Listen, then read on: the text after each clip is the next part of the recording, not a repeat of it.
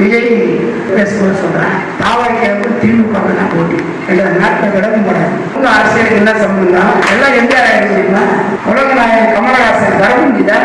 ஏன் பக்கத்துல சீரஞ்சி எவ்வளவு பெரிய கூட்டம் அதிமுக இல்லைன்னு சொல்றாங்க. நம்ம ரத்த கொதிது.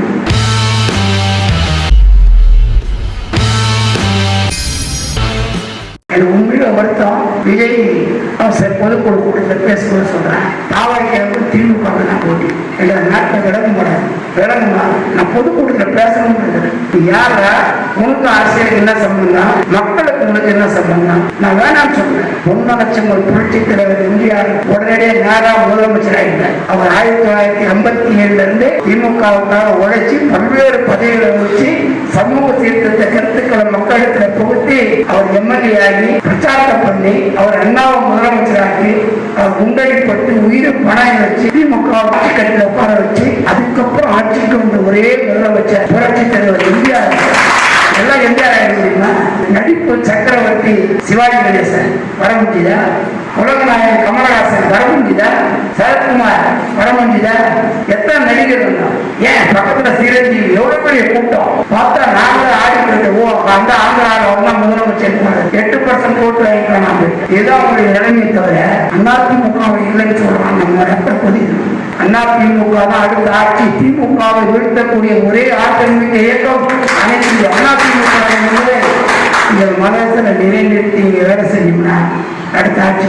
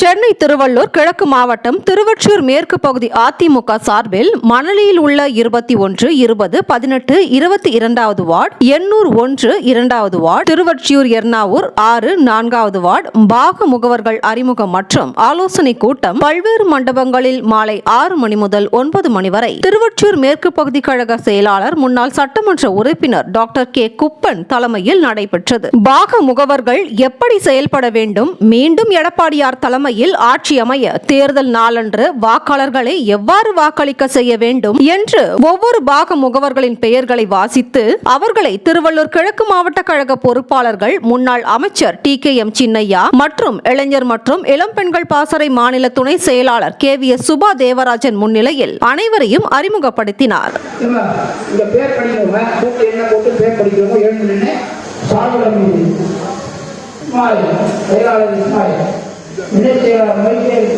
செயலாளர் ராஜா, துணை செயலாளர் மானசா, துணை செயலாளர் ரமேஷ், தலைவர் பிரியா,